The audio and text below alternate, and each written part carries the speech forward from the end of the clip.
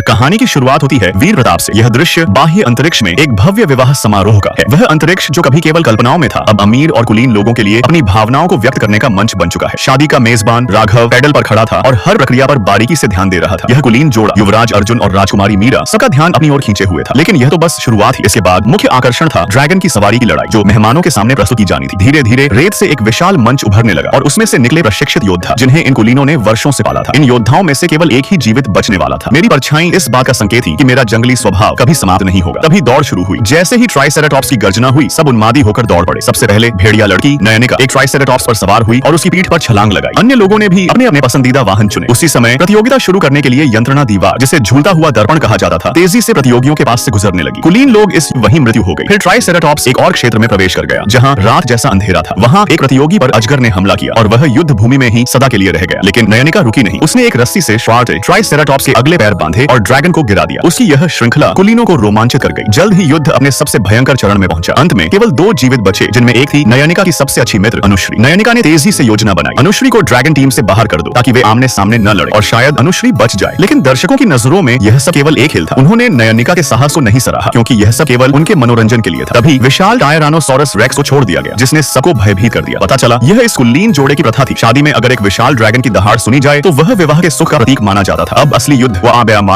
युद्ध शुरू हुआ। 2 राउंड के बाद नयनिका ने ट्राइसेराटॉप्स के स्पाइक्स से टायरानोसॉरस रेक्स को घायल किया और अंततः वह हिल भी नहीं पाया। नयनिका ने स्पाइक्स उसकी त्वचा में घुसा दी, लेकिन उसी पल ट्राइसेराटॉप्स भी गिर पड़ा। जब सब जयकार कर रहे थे, किसी ने नहीं देखा कि नयनिका अब टायरानोसॉरस रेक्स की पीठ पर थी। सामने पड़ी कुलीन राजकुमारी मीरा, जो अब मुकुट के बिना एक आम इंसान सी लग रही थी, जमीन पर निश्चल पड़ी थी। अब नयनिका धीरे धीरे उस मरते हुए टायरानोसॉरस रेक्स की ओर बढ़ी।